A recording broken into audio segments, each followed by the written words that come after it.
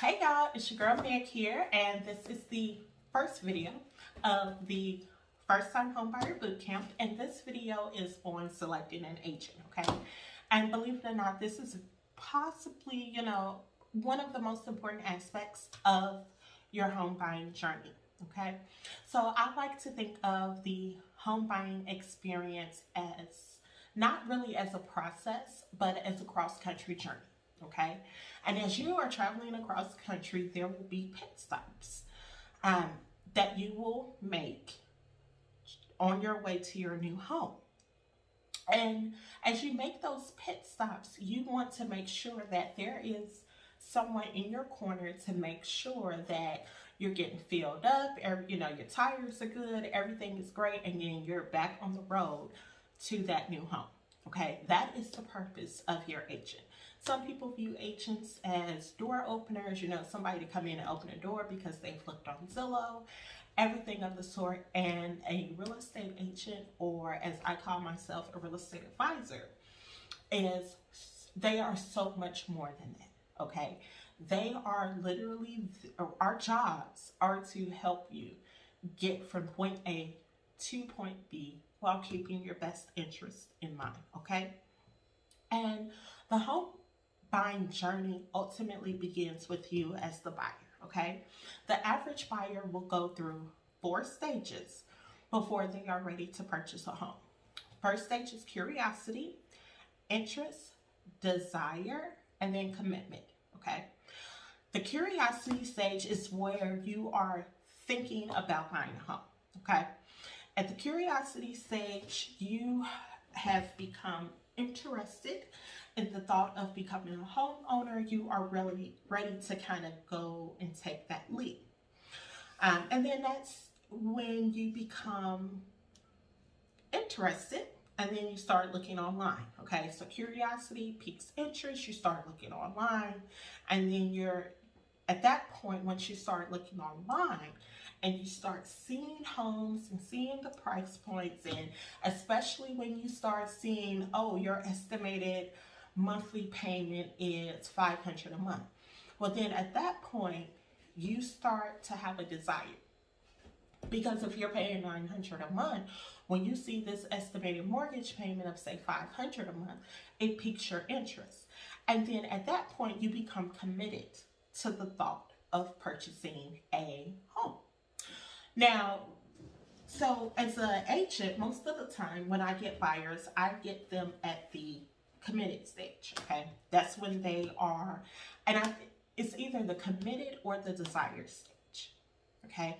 The ones that I get that are at the desire stage are typically people that may not have everything in order.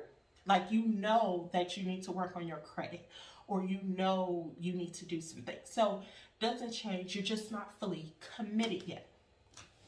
And then I get those that are already committed. They've researched everything, they know everything, they know exactly what they want, they know what they can afford.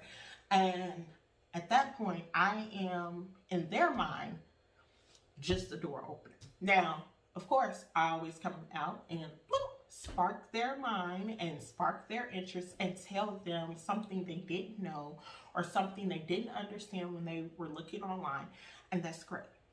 Now, there's nothing wrong with that.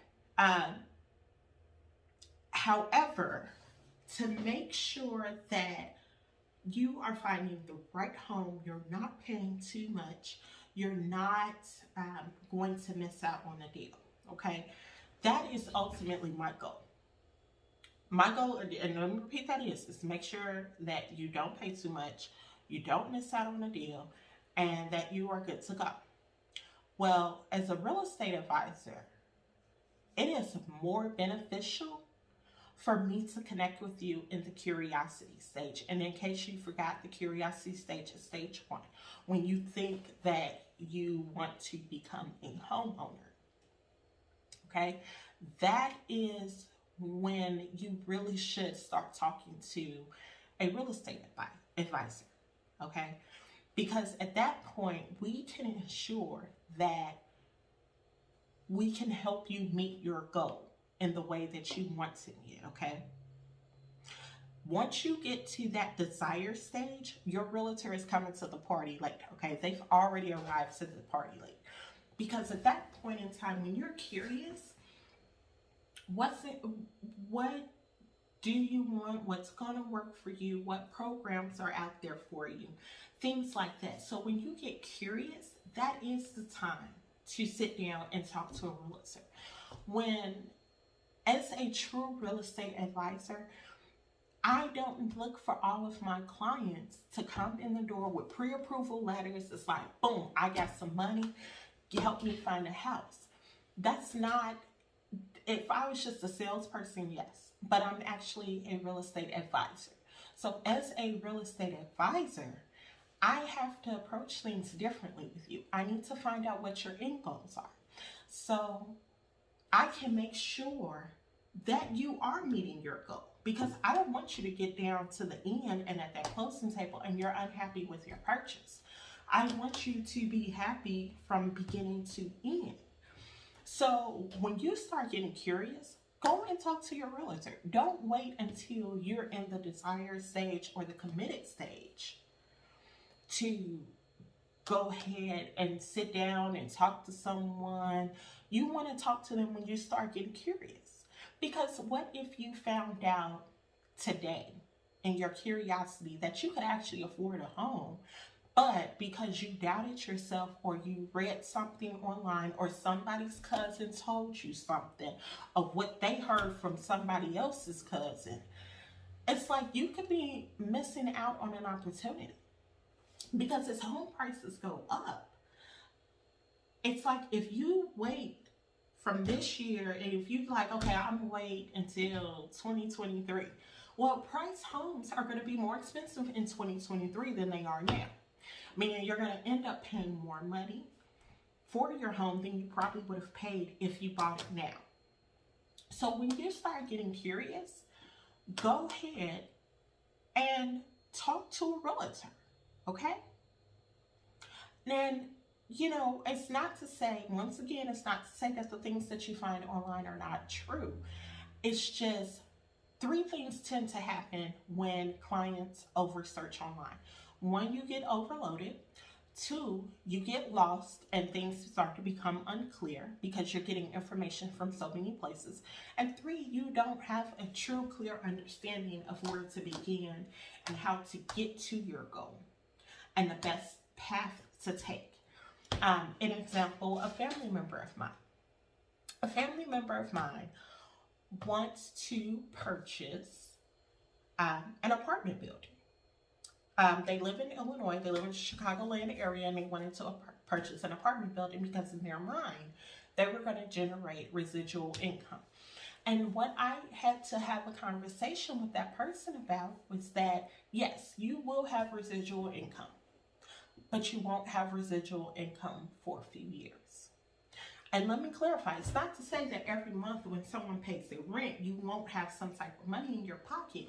But when you take into account your mortgage, your insurance, that's number 1, then you have to have a nest egg for if something goes wrong. Because if someone comes to you and says that, hey, I have a leak in my bathroom. Well, if it was your home and you were the person living there and you got a leak in your bathroom, you might be able to, and when I say a leak, I'm talking about a leaky faucet, okay? Leaky faucet. Bloop, bloop, bloop, bloop, bloop.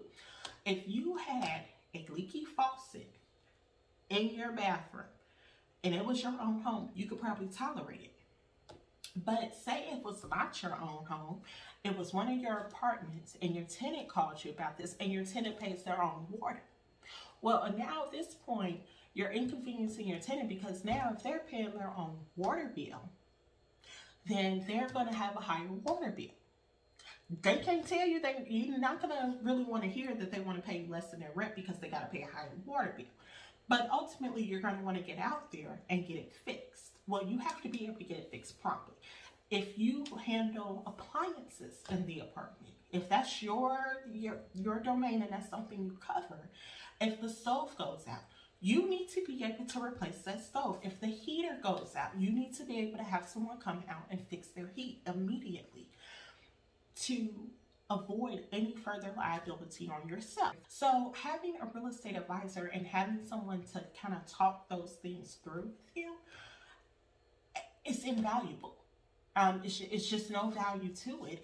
And especially as the buyer's agent, you don't pay the agent. Okay, you're not paying you when you buy the house.